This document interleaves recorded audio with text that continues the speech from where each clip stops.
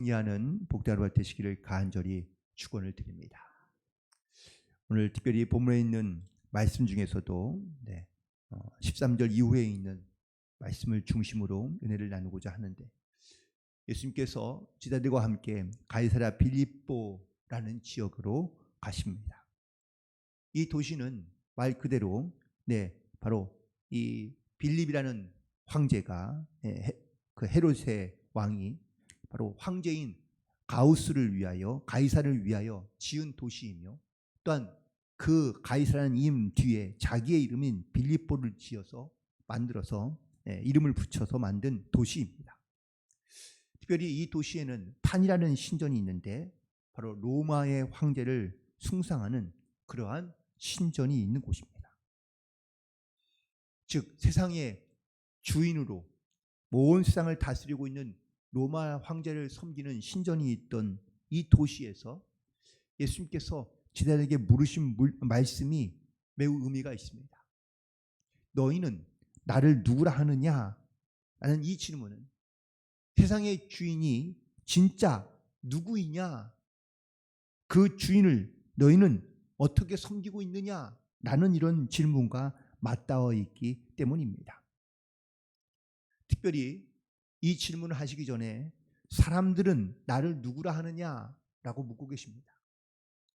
여기서 예수님의 질문은 3인칭으로 묻고 계십니다. 즉 사람들이 나를 누구라 하느냐라는 질문인데, 두 번째 질문인 그럼 너는 나를 누구라 하느냐라는 이 질문은 2인칭의 질문입니다. 무슨 뜻이냐? 그건 바로 2인칭의 대답은 다른 구경꾼들이 혹은 다른 사람들이 이야기하는 대답일 수가 없다는 겁니다. 내가 나의 존재와 나의 실존을 걸고 대답을 해야 한다라는 겁니다. 너의 생각, 너의 인격, 그리고 너의 실존을 걸고 너는 나를 누구라 하느냐라고 묻고 있는 겁니다. 이 질문을 다시 한번 좀 더 깊이 있게 묵상해 본다면, 너는 나에게 모든 것을 다 내어놓을 수 있느냐? 너는 나에게 모든 것을 다 줄 수 있느냐? 예수님은 그 존재 자체에 대한 대답을 요구하고 있으며, 그리고 묻고 있는 것을 보게 됩니다. 만약에 다른 사람들이 얘기할 때 우리는 주로 그냥 내가 그 이야기의 주인공이 되지 않으면 우리는 그냥 고개만 끄덕이면 됩니다. 왜냐하면 그건 나의 이야기 혹은 나와 연관된 것이 없기 때문입니다. 하지만 그 이야기에 내가 포함되어 있으면 우리는 그냥 고개만 끄덕이지는 않습니다. 구경꾼에게는 용기가 필요가 없습니다. 그러나 그 이야기에 참여하고 또한 그 이야기에 내가 함께하기 위해서는 용기가 필요하고 결단이 필요하다는 겁니다. 오늘 주님께서 제자들에게 너희는 나를 누구라 하느냐? 라는 이 질문은 더 이상 구경꾼으로 나를 따르지 않고 너희에게, 또한 너희는 나에게 어떠한 실제적인 존재 의미를 갖고 있느냐라는 것을 묻고 계시는 겁니다. 여러분, 복음이 내 귀에 들리지만 또한 듣기도 하지만 이 말씀이 나와 상관이 없으면 아무리 들어도 의미가 없습니다. 예수님이 나의 주님이 되지 않고 주님이 내 안에 계시지 않으면 우리가 아무리 많은 말씀을 들어도 그 말씀이 내 가슴에 와닿지 않는 것과 똑같은 이야기입니다. 예수님의 이야기가, 예수님의 말씀이 내 삶을 움직이고 또한 내가 주님 안에 있다는 것을 내 믿음으로 입으로 시인하고 고백하며 선포할 때 주님의 말씀이 살아있는 말씀으로, 감격이 있는 말씀으로 우리 가운데 들려지고 역사하게 되는 줄로 믿습니다. 예수님의 이 질문에 베드로가 고백합니다. 주는 그리스도시요 살아계신 하나님의 아들이라고 고백했는데요. 적어도 베드로가 지금까지 자기가 경험하고 자기가 본 예수님에 대하여 고백하고 있는 것을 보게 됩니다.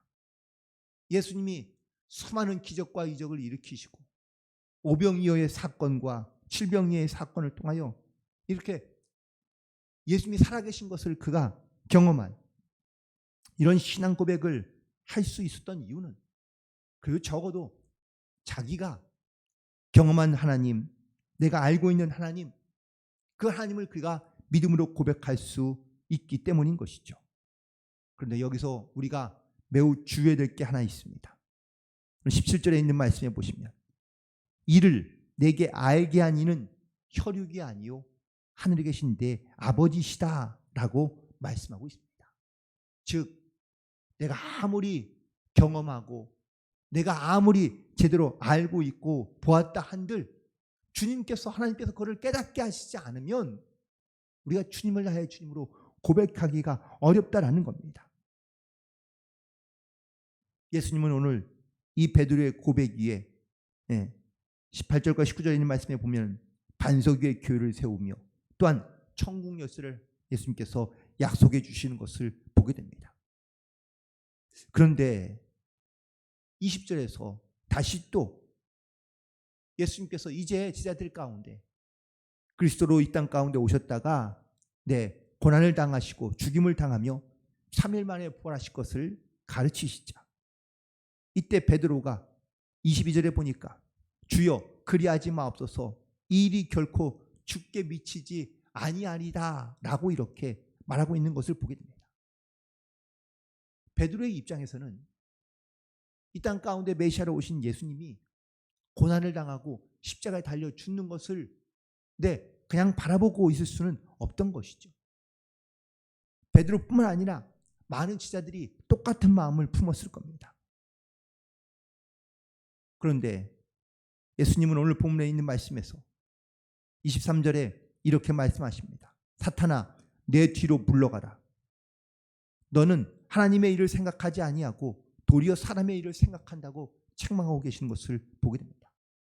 앞서 예수님을 살아계신 그리스도요 또한 하나님의 아들이라고 고백했을 때에는 하나님께서 깨닫게 하시고 하나님께서 알게 하셔서 그가 예수님을 주님으로 고백했지만 인간적인 생각으로 그가 예수님에 대하여 이야기할 때에 예수님은 그를 오히려 사탄으로 책망하며 그리고 하나님의 일을 생각하지 않는다고 말씀하고 있는 것을 보게 됩니다. 오늘은 여기에서 우리가 깨달아야 될 진리가 하나 있습니다.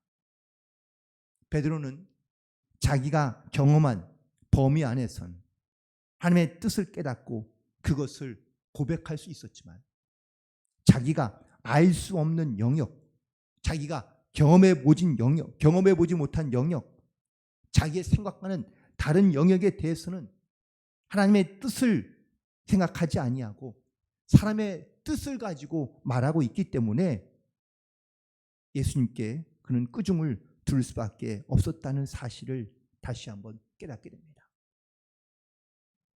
신앙생활에서 가장 중요한 것 중에 하나는 바로 믿음입니다. 우리가 잘 알고 있는 믿음장인 히브리서 11장 1절에 뭐라고 말씀하고 있는지 기억하십니까? 믿음은 바라는 것들의 실상이요 보이지 않는 것들의 증거라고 말씀하고 있습니다. 믿음은 이처럼 일어나지 않은 것, 볼 수 없는 것을 인식하고 또한 그것을 받아들이게 해준다라는 사실입니다. 이 믿음이 우리의 신앙생활을 풍성하게 해주고 또 하나님에 대한 경험을 갖게 해줍니다. 그러므로 내 삶에서 실제적으로 이 믿음을 가지고 내가 경험한 것 또한 내가 알게 된 것은 우리가 믿음으로 고백할 수 있습니다. 적어도 베드로처럼 자기가 경험하고 자신이 받아들일 수 있는 범위 안에서는 하나님의 뜻을 따라 고백하며 또한 그 뜻을 따라갈 수 있지만 내가 믿음을 갖지 못하거나 경험하지 못하거나 내 생각 밖에 있는 것들에 대하여는 우리가 하나님의 뜻을 구하기보다 인간적인 판단을 가지고 생각할 때가 많이 있다는 겁니다. 그렇게 되면 우리가 하나님의 일을 생각하지 못하고 사람의 것을 생각을 가지고 우리 것을 판단하거나 생각한다는 것이 이것이 얼마나 위험한 것인지를 우리 가운데 다시 한번 깨닫게 주고 있는 말씀인 것이죠. 오늘 본문에서 예수님은 제자들에게 묻고 계십니다. 너희는 나를 누구나 하느냐?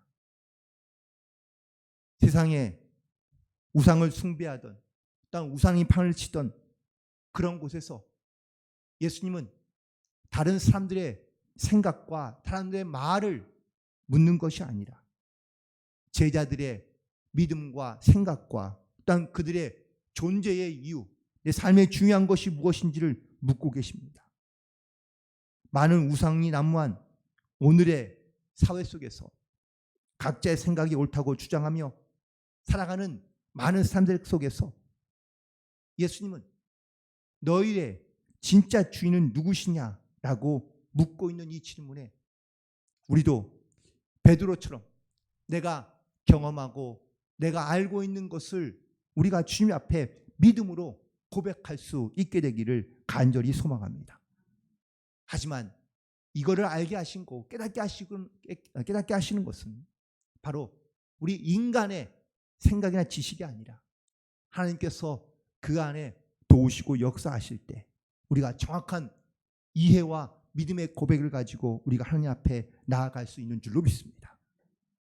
더하여 우리가 때로는 내가 알지 못하는 것, 내가 경험하지 못한 것, 내가 심지어 깨닫지 못한 것도 하나님께서 우리 가운데 역사하기를 원하시는데 우리는 이때에 우리의 인간적인 생각으로 사람의 것으로 우리가 생각하며 판단하는 것이 아니라 주님의 뜻을 따라 또한 하나님의 뜻을 의지하여 그리고 믿음으로 순종하며 나아갈 때 다시 한번 하나님께서 우리를 통해 일하고 역사하시는 놀라운 일들을 우리가 믿음으로 경험하게 되고 또한 고백하는 또한 깨닫게 되는 은혜가 나타나게 될 줄로 믿습니다.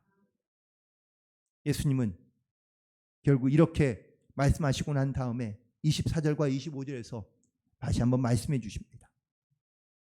누구든지 나를 따라오려거든 자기를 부인하고 자기 십자가를 지고 나를 따를 것이라. 누구든지 제 목숨을 구원하고자 하면 잃을 것이요 누구든지 나를 위하여 제 목숨을 잃으면 찾으리라. 예수님이 우리에게 많은 어떤 풍요와 성공과 또한 우리의 기대와 소망하는 것들을 우리 가운데 다 이루어질 수 있습니다. 그런데 우리가 주님을 따르며 또한 자기를 부인하고 자기의 십자가를 지고 가야 한다는 것을 우리 가운데 말씀하고 있는 것입니다.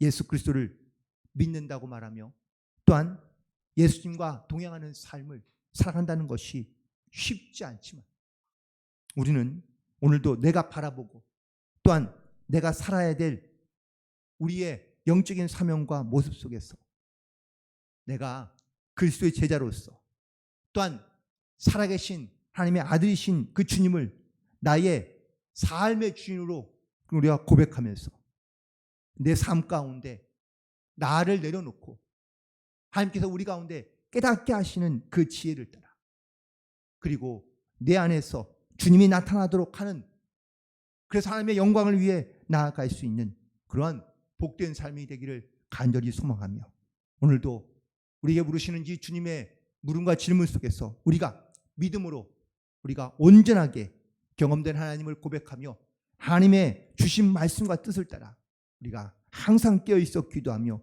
순종함으로 나아가는 복된 하루 승리하는 한 주간이 되시기를 주님의 이름으로 간절히 축원을 드립니다. 기도하시겠습니다.